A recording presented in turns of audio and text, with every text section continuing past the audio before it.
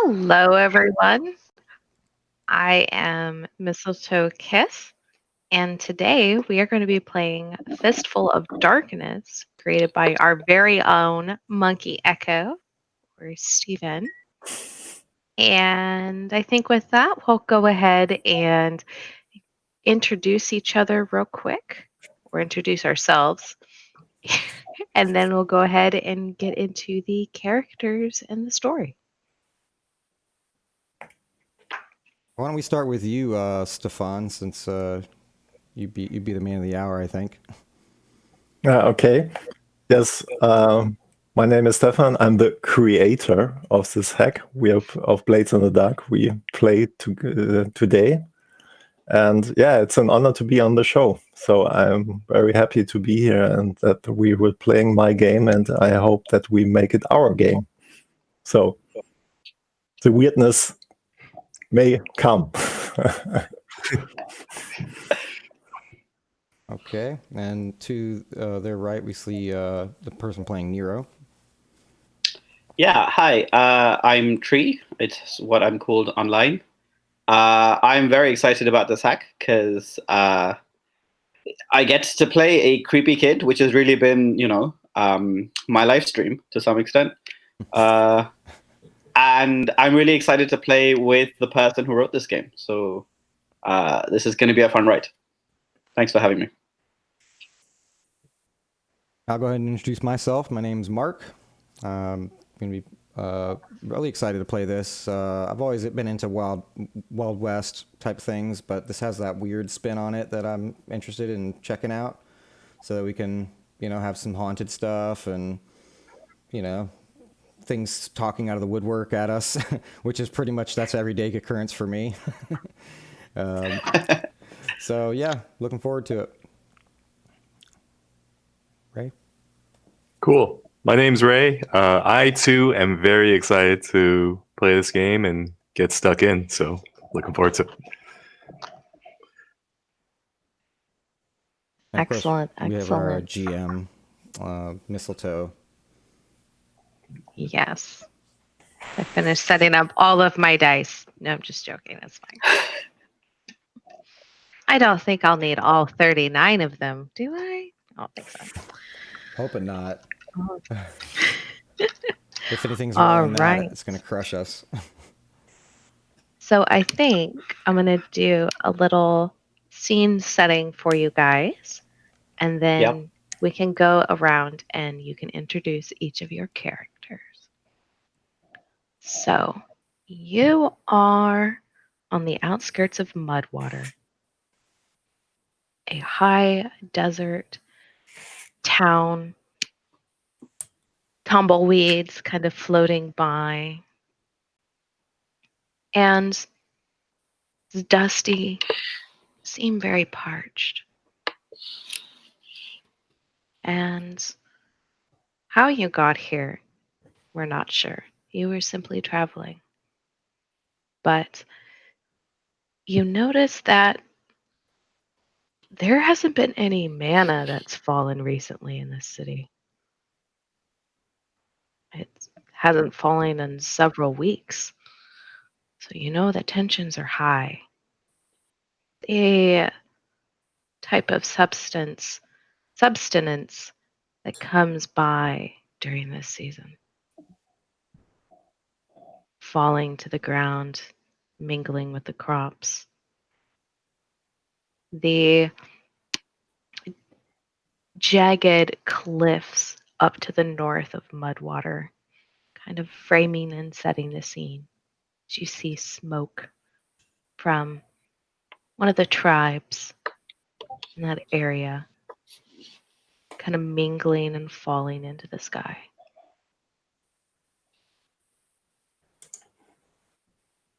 And who would like to introduce their character first?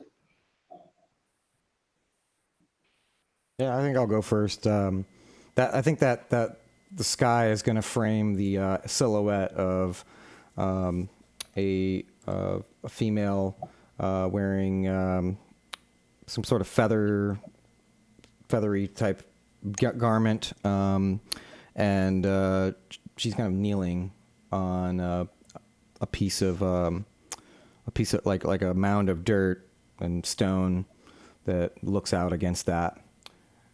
I kind of I'm going to turn my head over to the others to kind of make sure that they're looking too. That's Kona. Yeah, I think.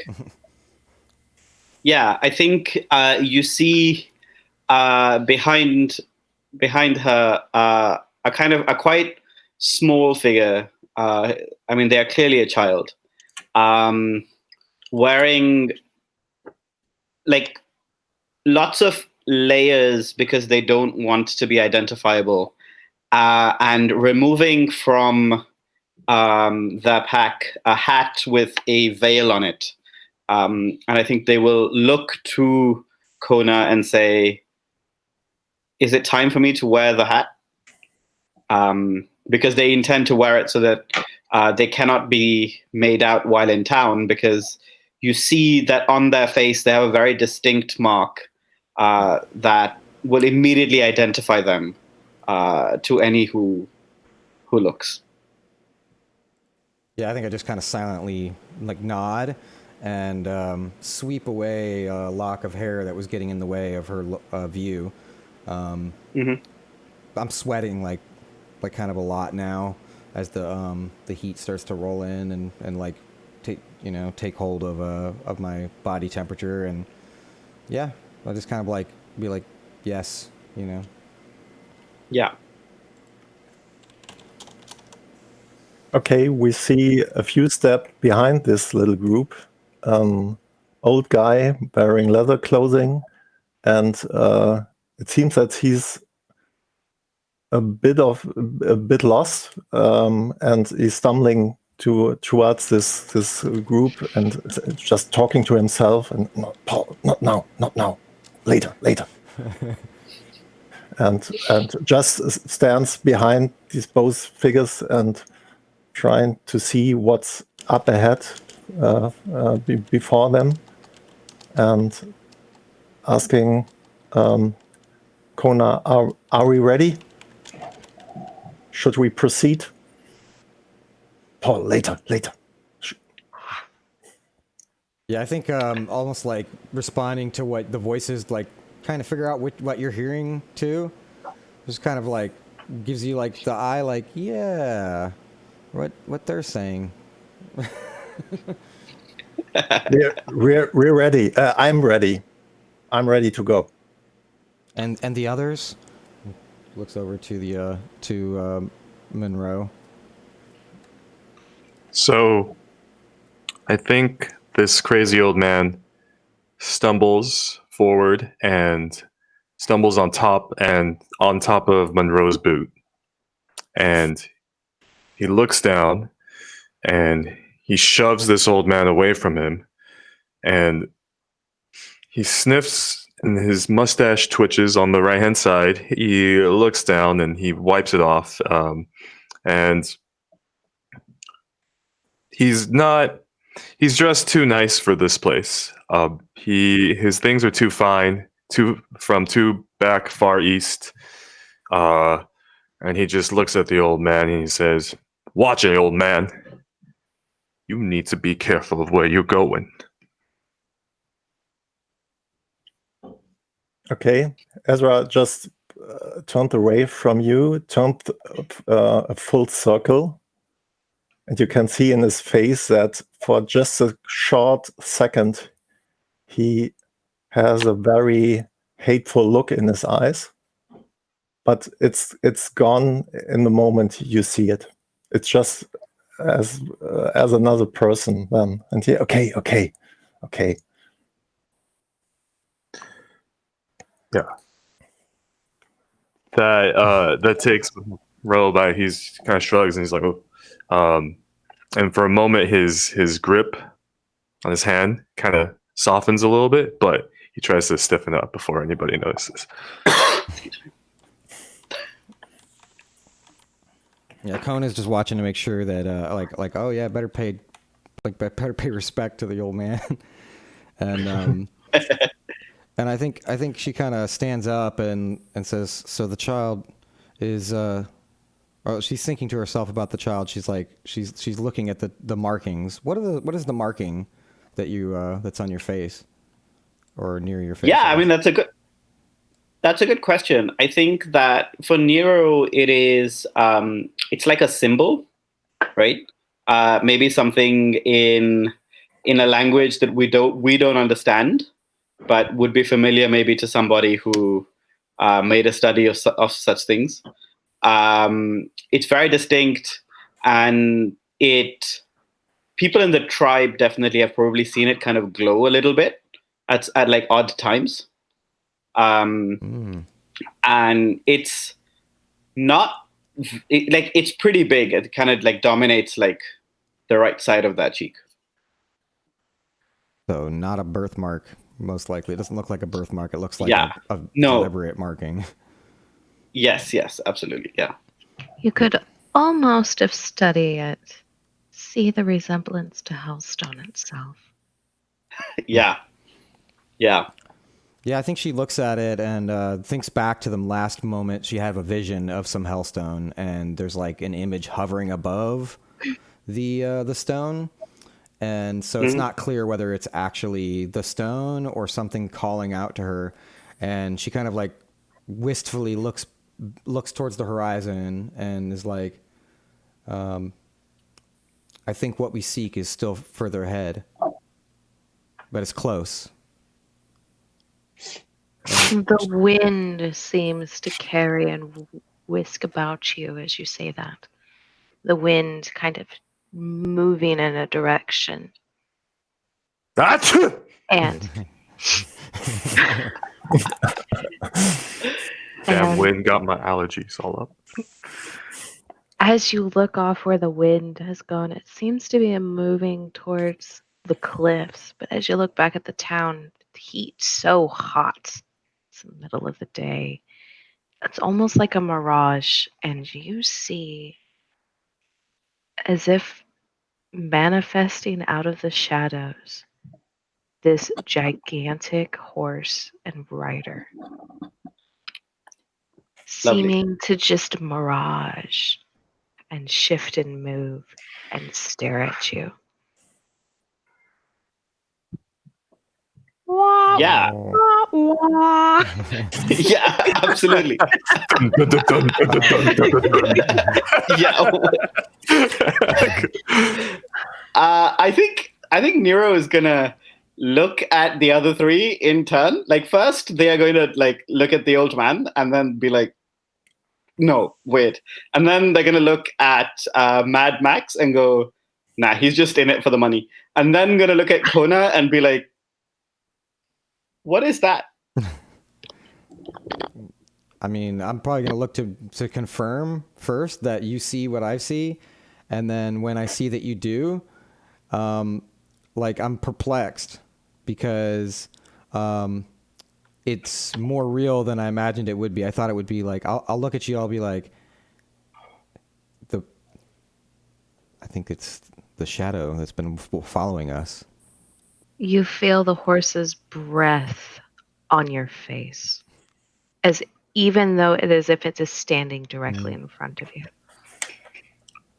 Monroe's gonna whistle and be like, "Whew, boy, that sure is one mighty fine horse." Oh man, yeah, we're gonna steal his horse, aren't we? Yeah, we are. I looked at him mad. I'm like, you fancy it? Like so Ezra's asking, do you see this too? And it's not 100% clear if he's talking to you or someone else, but I see a horse. Is this the calling? Yes, you damn fool. We all see the horse right in front of us. This old man lost his wits. Yeah. Ezra, you will notice that you don't see a rider. You only see the horse.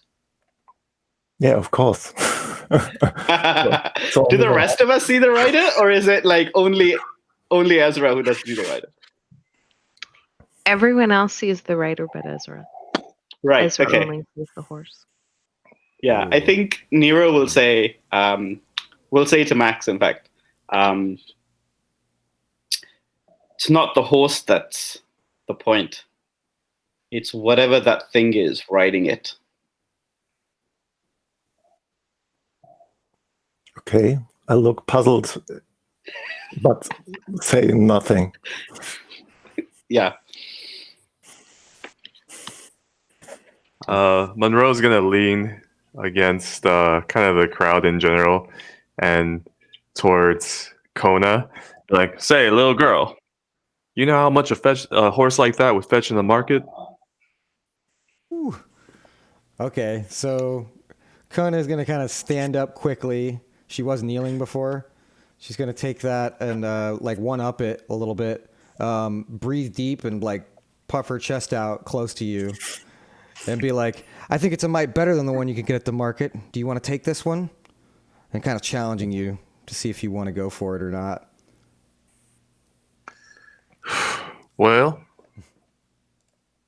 sure is big, that's for sure. And Monroe's gonna look up and I guess kind of pan up to his point of view of the rider. And Yeah.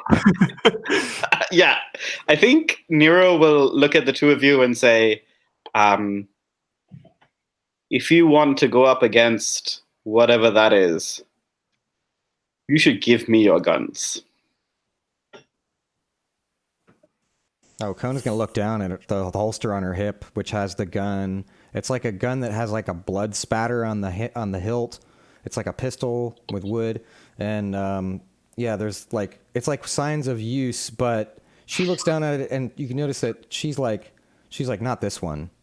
And she like flashes back to when she like took it off of a corpse, some corpse of somebody who was trying to attack her. So yeah, she's like, not this one. Mm-mm. Right.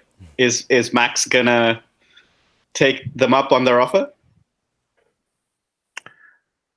I don't let anybody touch my guns nor my cane. Yeah, I think the face will kind of fall a little bit, and they'll say, "Don't say I didn't warn you." I just had like dramatic music cue. It was perfect timing. I know nobody else could hear it, but it's some act break stuff right there. Monroe, as you look back at the magnificent steed, it is no longer there.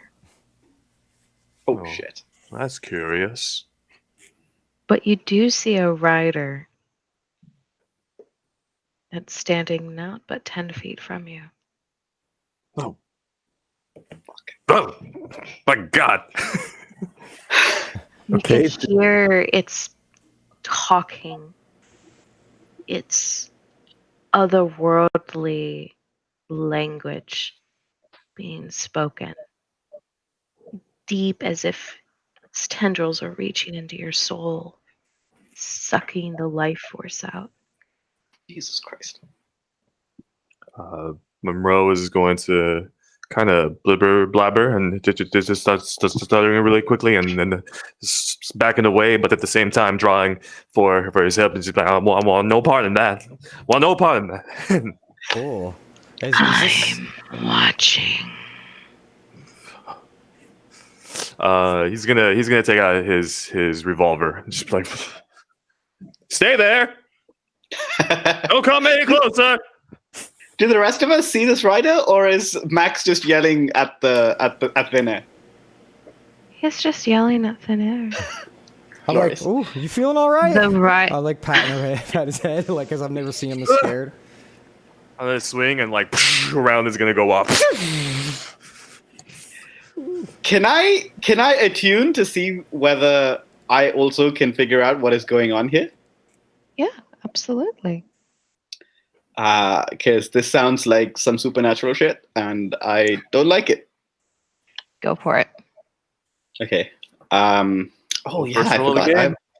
I mean, get ready for a pair of threes. Oh no, I have 3 dots. 3 threes even. Don't forget that you also have Hollow and Walk Through the Valley with special abilities. Yeah, I might. So what I'm thinking here is that if I need something, I might flash back to having hallowed something in my possession. But right now, I just want to know what's going on, and I think that like maybe it's nothing. You never know. Maybe it's just Right. maybe Max is just mad. That it's in his name, to be honest. I mean, I'm Right? probably It's not out of character. actively trying to help you figure out what's going on too, right? Like I've checked his Yeah. temperature a little bit, right? And I'm like, ooh, he's cold. Like, and Yeah. he's backed up and he's swinging his gun around wildly. So now I'm just like looking at the shadows and like trying to use the spirit, like listen to the spirits, you know? And I do like a gesture of like opening my arm out as if to like open myself up to accept those. Yeah. Great. What is my position and effect here?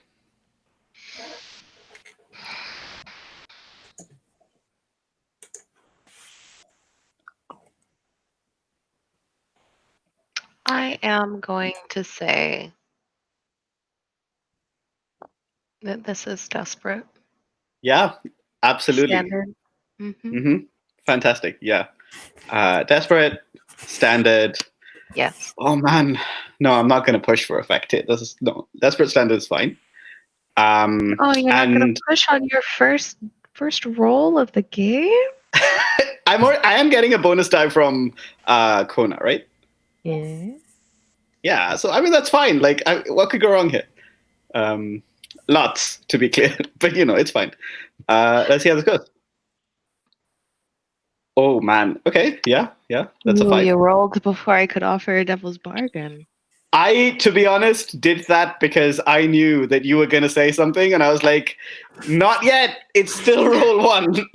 My character's gonna make bad decisions throughout the campaign. I don't need it to happen to me right now."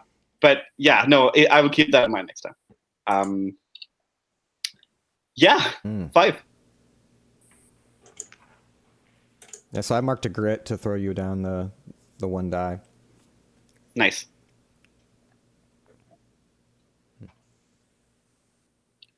Give me just a second. No worries.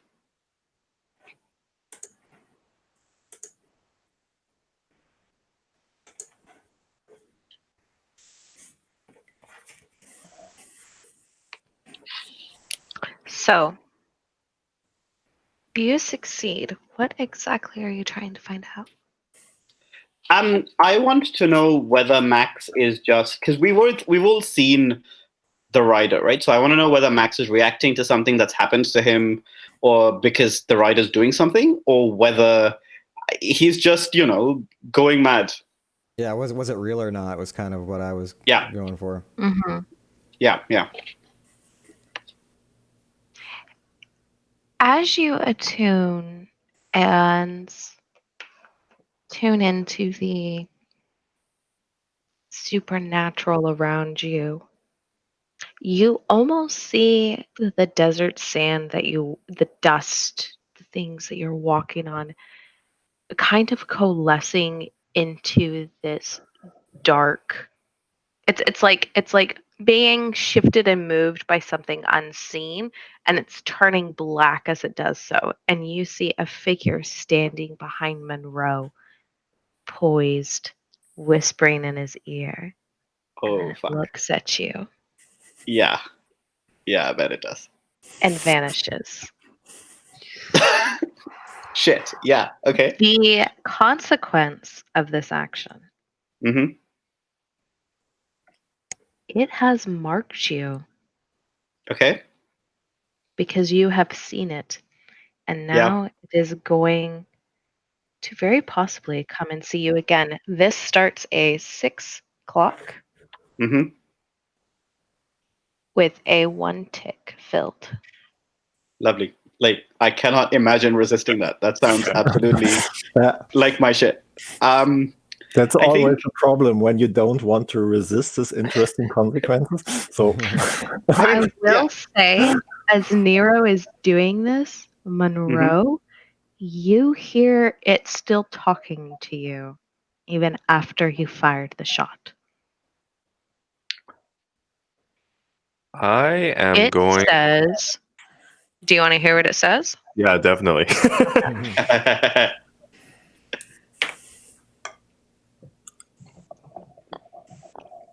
It Here's a popcorn. says, okay. Gotta figure out how to get back to that voice. We'll get voice changers. Two is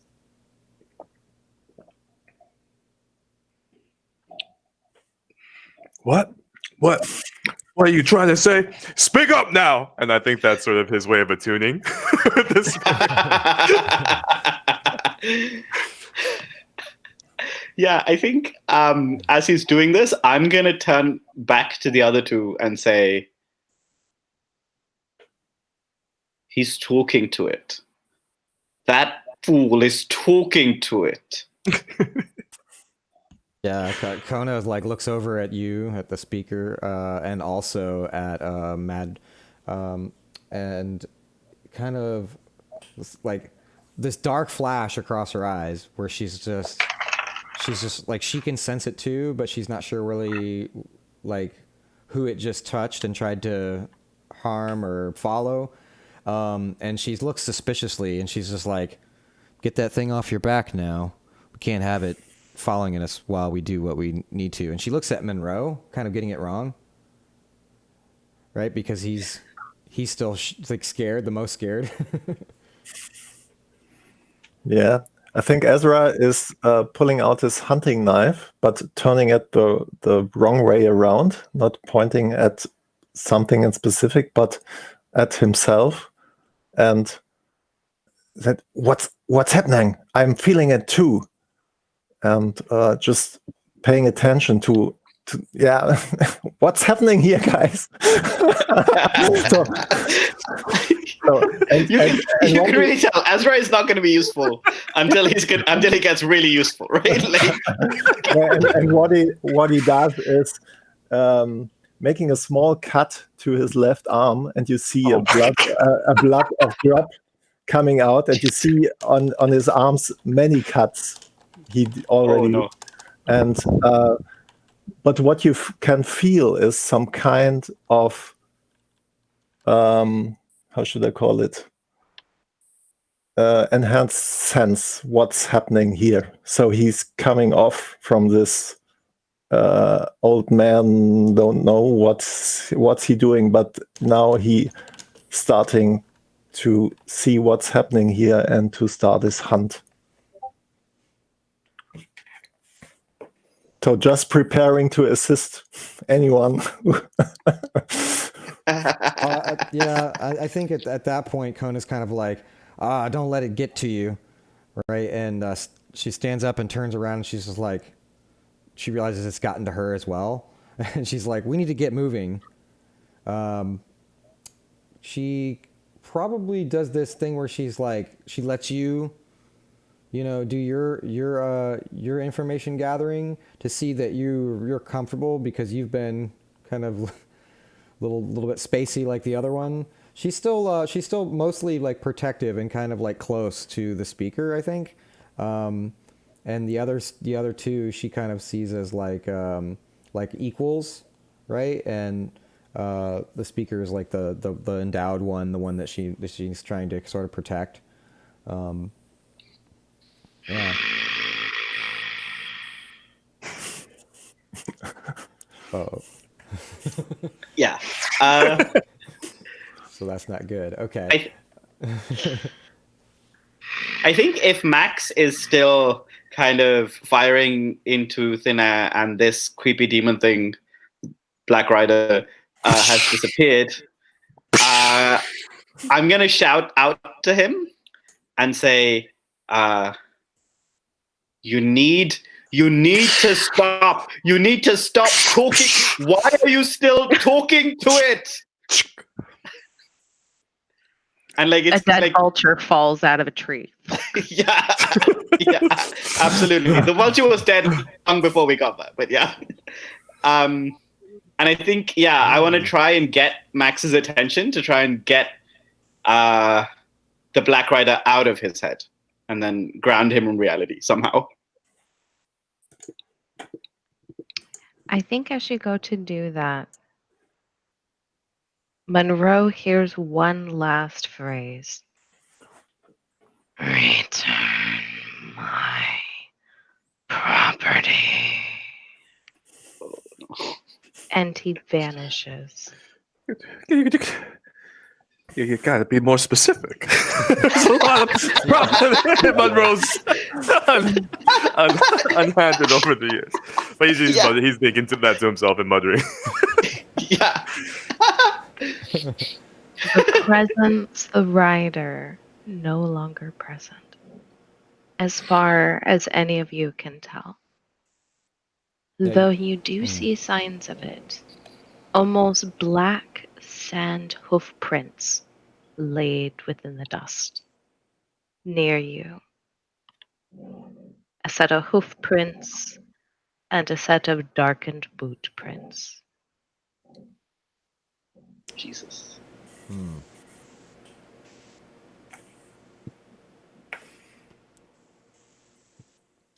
Ezra, as you kind of try to hunt and see what's going on,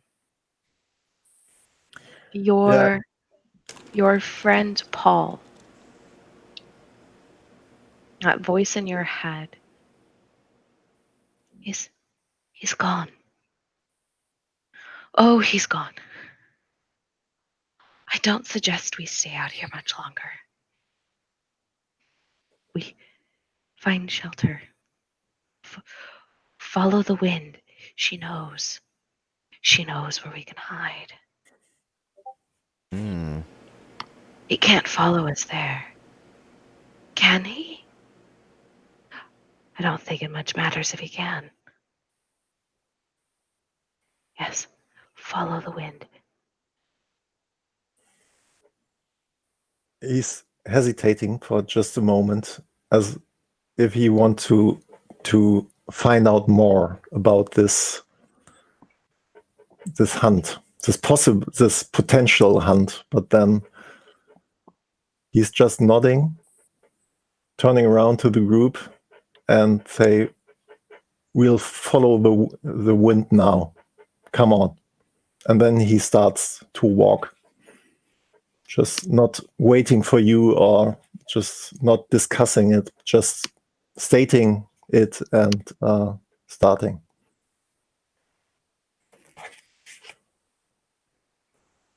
Yeah, I think Kona's going to get on her horse and start to like slowly follow and listen to the wind. I think most of the time what she does is she'll like listen to what Nero's saying and receive that as like when she needs information about like spirits and things, but then like for directions she like tries to listen to her, to the wind, to the land. But she kind of puts herself in between also the footsteps, the like tracks in the dirt, and the others, sort of symbolically protecting.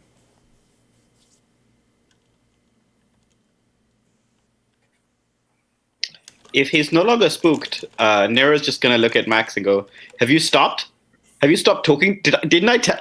What did it say? Tell me what it said."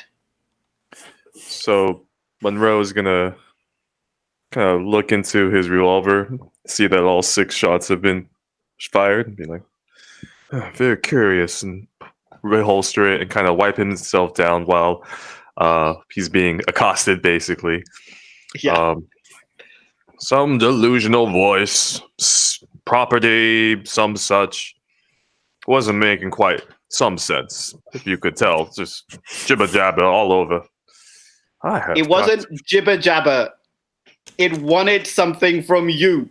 What did it want?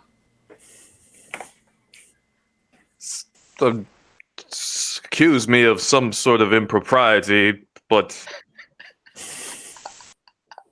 I can't recall for the life of me what it could be or what injustice I could have endowed upon this spirit. I'm going to say, I'm going to look back at Kona and be like, do you fucking see this? Do you fucking hear this? And then turn back and say, you're made of impropriety. Your first No. name is improper. Your last, literally everything about you is improper.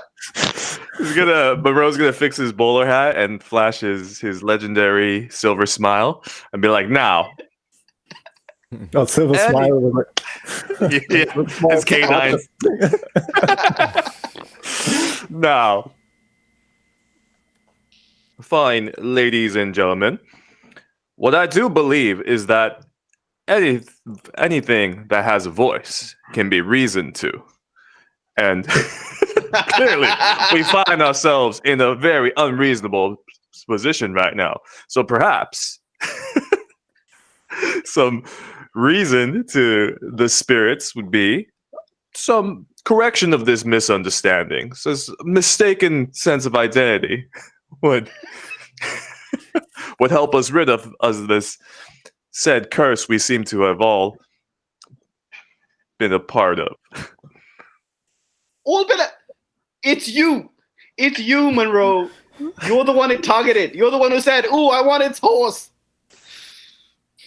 Well, we have two options here. I did kind of offer it. Yeah, go. You say that with the scary child and the old man who cuts himself. And you blame me, Mad Munroe.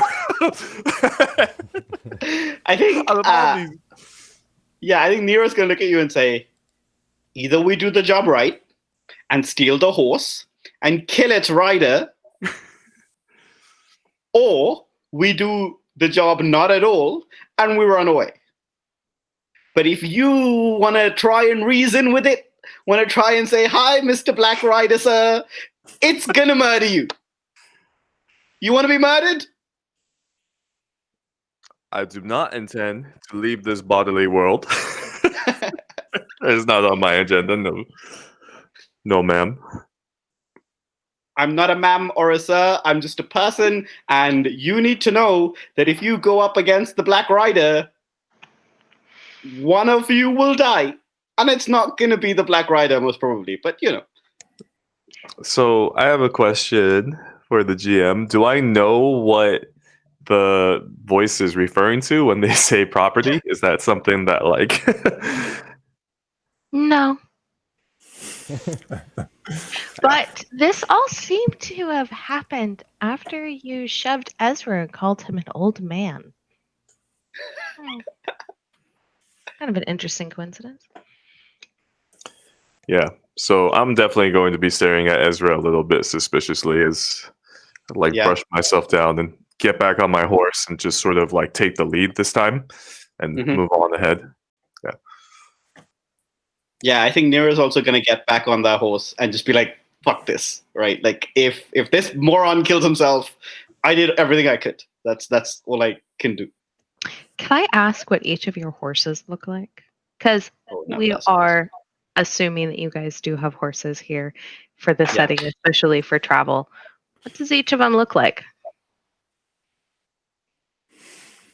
Ooh. We know Mad Munroe is probably on a mule. That's granted. Hey! No, it's a very fine horse. Mm-hmm. I don't know any. I gotta look up horses now. Literally Is what it I'm a doing pinto? right now. Is it a paint? Come on. Go ahead. No, I'm still looking. I think that Nero probably rides maybe like a pony, I guess, like something that's smaller and easier to get on and get off, right? Like nothing like, oh no, ride like the wind bullseye. That like this is much more like, okay, this will get me where I can go. But if someone's chasing me, they'll probably catch me. I think I'm on a tan colored horse with a like silver mark like on the front. Yeah, she's got like a very fit horse, right? This looks like this horse is eaten well, but it's also got like a couple gouges, right? Like in the skin, like there's like scarring on the back quarters of the legs. Okay, I don't know the name of the race, so I'm a town boy, so apologize for Me all too, these don't horse feel- lovers. Yeah, I just said tan. It's a black and white colored horse, like a cow. I don't know if you know this race, and he's riding it without a saddle, and it looks old, just like Ezra, but very fit. It's yeah. So and you can see that they have a deep connection, Ezra and his horse. Yeah, I think Nero's horse and Nero do not have that kind of connection at all. Right, like the horse kind of goes when Ezra like does it, just gestures a little bit, just like kind of nudging forward, like the horse will answer. But with Nero, it's like, come on, like Yeah. Like, yeah. Left. I said left, your other left. Yeah, absolutely. Yeah. Yeah, there's a How about you, similar Monroe? yeah. A pinto. I don't know what that means, but brown and spotted. She's sweet. Her name's Lila. Oh, that's cute. Name for a horse too. No, scratch that. Chestnut. I'll find the chestnut one. And here I thought we were going to have something sweet for Monroe. Are What's wrong with chestnuts chestnut? not sweet? I don't know. I literally have no idea. Chestnuts roasting on an open fire. I'm joking. Sorry, it's way too close to the holidays. I'm already thinking Christmas. Oh, it's So- never too early for that. Right? So, where are you guys headed? You guys are following the wind, but where does the wind lead you? That's a question. Do we have business in Mudwater that we want to do, or do we want to do something with to prepare for dealing with a rider? I see no reason it can't be both. I think that going into town to find something that we can use against the rider, because the rider's going to be back, right? There's no doubt. Maybe get some information and then like start planning. I'm not sure we can necessarily take the rider on. Not that I'm against that, or stealing his horse. That sounds amazing, but maybe not like immediately. And maybe not in that order. Yeah. Yeah, but we were called to Mudwater for a purpose. Is this pro or con the Black Rider? Do we know this already? Looking at Nero. I think Nero likes to pretend that they know a lot more than they do, but they are very much just making it up as it goes along, right? I wonder whether, for now, Nero's just actually kind of like grabbed onto this Black Rider because it scared them, and it's as good as anything else, right? So, in fact, I think probably they're gonna now be like, we need to go after the Black Rider before like he kills our friend. But whether or not that is actually why we're in Mudwater, I guess we'll find out. So you guys want to head into town? Definitely. Yeah. Yeah, I'm into that. I mean, it is quite hot out here with no shade. I'm well covered. I've got a hat and a veil and like all manner of All right. Achoo! So you guys ride into town. It's a decent sized, little town. It's you got Main Street going down there. At the end of the street you have the church, the chapel. And then off to each side, you have several different streets, varying in importance. So you have like the saloon, and you have the hotel, and you have like the sheriff's office, and like the post office, and the general store, and even a small little library, and a few other little shops and things. There's even a jeweler, which is pretty unusual in these sorts of situations. And then as you go out from Main Street, you have more of the residential, like the little houses and shacks and things lined up. How do people look at us when we come into town? Do they break eye contact? You get some definite looks, but they just kind of seem to ignore you. They're like, oh, some new people riding into town. Okay, go about my business. It is about noon, yet there's no chiming of the chapel bell during this time. Also, you seem as you kind of go further into town towards the stables and whatnot to be able to take care of your horses, that and there's a definite mixture between a higher lifestyle and also living in the dust. It's an odd mixture. You have some houses that are a wooden side, but like a strange, almost stone looking shingled roof.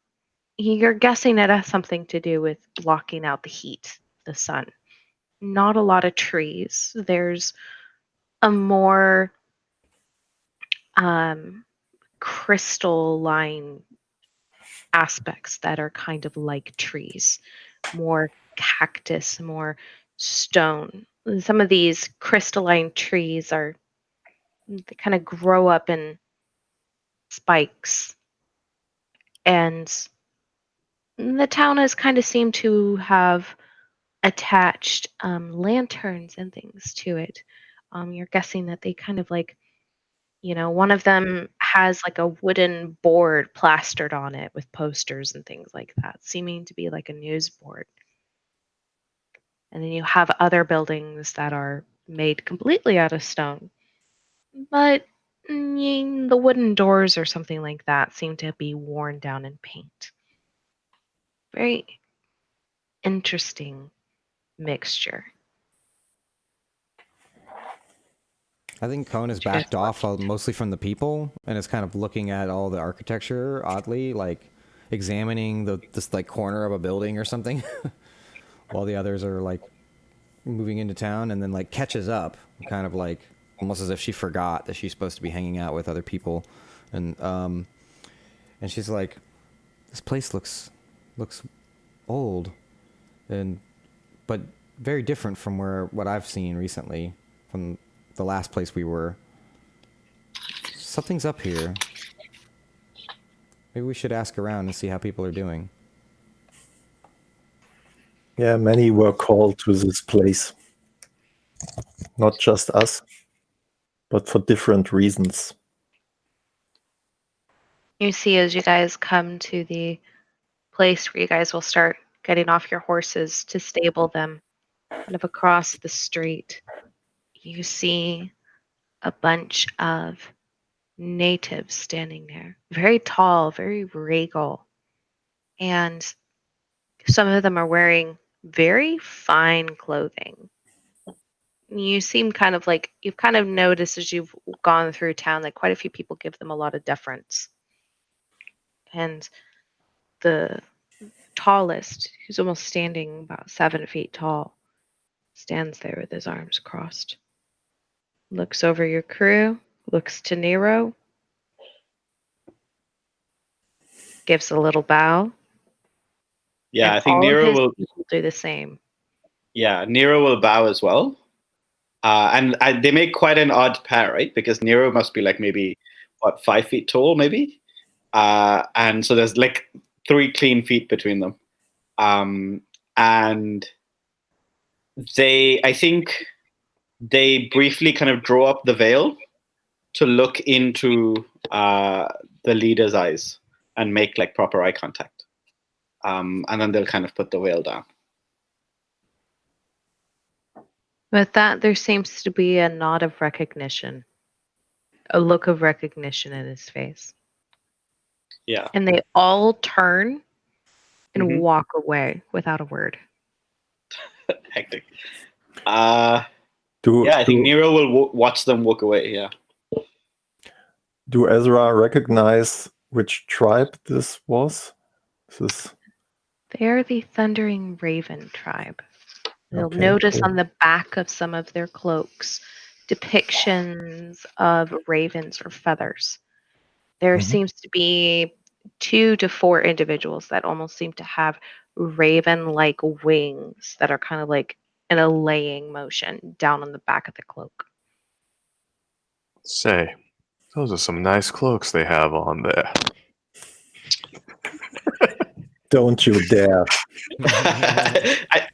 I think, yeah, Nero will turn back and say, it would actually be easier to steal the Black Rider's horse, and probably less risky too. It's not my fault you don't understand the finer points of fashion, Nero. I admire craftsmanship. You're better off listening to the kid. He has more. He already has more wisdom than you will ever have. Wisdom, yes, but gall? That I do not. That remains to be seen. And Monroe's going to strut, and he wants to try and identify the movers and shakers of the town, like the fat cats, who looks like they control the purses around here. Okay. And how would you like to go about finding that information? So I believe that Monroe would be surveying the scene and trying to, based off of his vast amounts of experience in this field, to see who could be swindled for a small fortune or two. Already off to a great start. I know, right? So is this going to be like a gather information or just a straight up roll, or which? Let's do this as a fortune roll. I think that would be the best way to go ahead and do it. You're just Cool. trying to get the lay of the land. Just 1d6? How would Monroe go about finding that information? First Monroe would strut about. He would look to see what people are kind of up and doing, and he would look specifically for the people who look like they're in a little bit of leisure, out of the sun, in one of the nicer buildings. Kind of gravitates towards whatever is nice. I think if it's okay, I would like to offer a helping die here. And I think the helping die is that Nero's also interested, not in like whom to rob, but like definitely who the movers and shakers are like is like important information to Nero as well.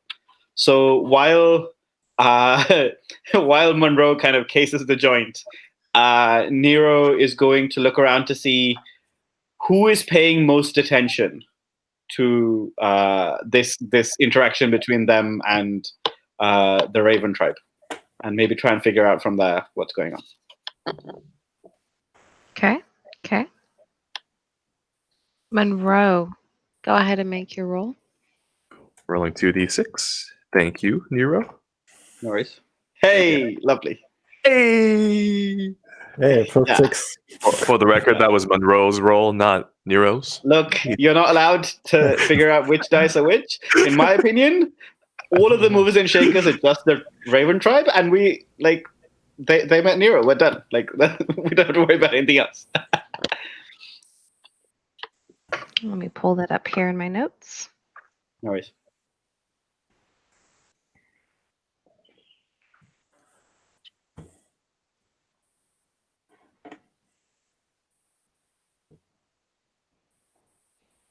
And I think we were saying too, we got kind of the impression that the natives that were in town, they looked like they were just finishing up something important. Like they might be a mover and a shaker, so to speak. Yeah, I think. Yeah, sorry, go on. I didn't say anything. Oh, okay. I was gonna say I definitely think that like the tribe are important, right, in the town. Yeah. And I think I look forward to some inter-party conflict when Munroe tries to do something dumb with them, and Nero's like, "Don't do that." Yeah, pretty much. That's what's going to happen for Sorry, go her ahead. too. Yeah, go ahead. There's a few movers and shakers in town. The Thunder Raven tribe, yes. You're not specifically sure why they're in town at the moment, but based on that 6, looks like they were specifically, at least the hearsay on the street is that they were specifically here waiting to greet somebody. And now that they have greeted them, they are now leaving. So- Another Awesome. shaker in town is the House of Roses, which, it's the place to be. It's the red light district of the entire. I mean, it's essentially that one block. They put out some special lanterns out at certain hours. You also have the Explorer Society, which seems to have recently caused a buzz in town because they are from out east and they have come in professors and scholars that are here to explore the mines and caves and to find out, to study Hellstone, though there's so much taboo around it. They're very skeptical of the natural order of life and nature. You do also notice over by the stables that there is the 8th Cavalry that has a station out there.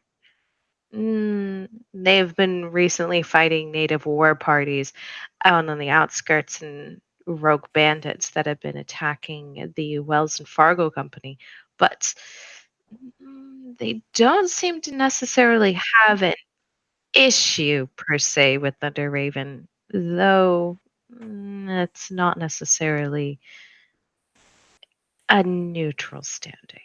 There are some tensions there. See, Nero, I'm good at this. You know, I was elected mayor one time. I think Nero will look at you and be like, I think they will say, "Mayor of what exactly? Fancy Clothes Town?" It was a beetle and a bunch of ants. It was a long story. Long time ago. Is this a beetle? And are you making fun of me? Nero, have some more of this drink. Yeah, honestly, if you hand them a drink, they will drink it. Like, yeah, they're gonna like take the flask from you, slip it under the veil, like take a swig, give it back. Wait, what are you feeding the child? Yeah, what are you? I'm curious to know what is in it, just out of interest. I'm assuming whiskey. Go ahead. I was just assuming whiskey. Something alcoholic.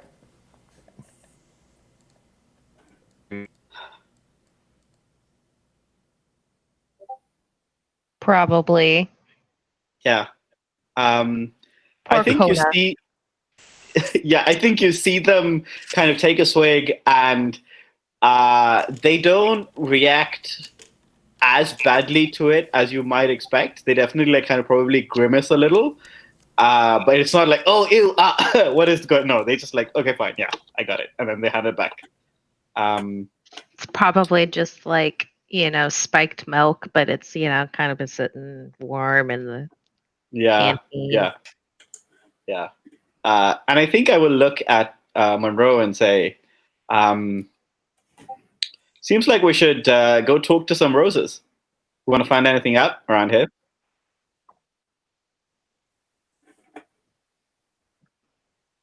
I mean, How old is Nero? I 13, maybe 14. A splash of whiskey. Just a splash. Just a little Yeah. pecker. Yeah. Old enough to know, that sex exists. And alcohol, probably. Yeah.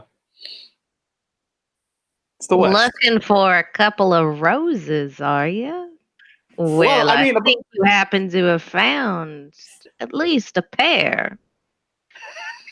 And with Yeah. that, you do see a lengthy, dirty blonde, Mhm. kind of a younger fella, Mhm. kind of like steps off the boardwalk.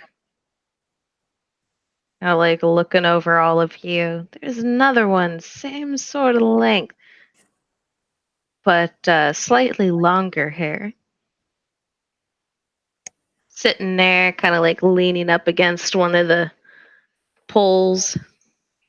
It's kind of like eyeing you guys, chewing on a stick or something. like Kona steps in front of the speaker, sort of like halfway in front, sort of obscuring her, and just kind of like folds her arms and looks over, kind of like surveying, like,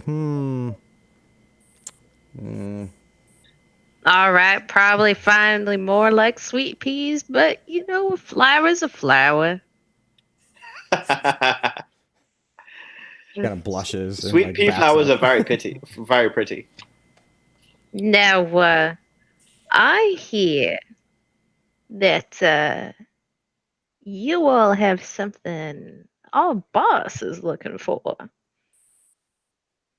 You wouldn't happen to go ahead and show it to us, huh? I mean, as a welcome gift, we could show you the town. Put you up somewhere. Or we can go ahead and head on out of town and nice and quiet like. Got some private property out there.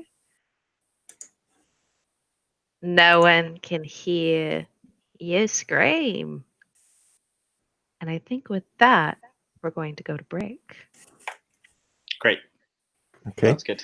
Oh, goody. Yeah. We'll be back soon. Exhale. Yeah, exhale, absolutely. So with that, I guess we'll be back in about 5 or 10. We'll put on, what we'll be looking forward to coming back to that. So hang tight, folks. Absolutely. Okay.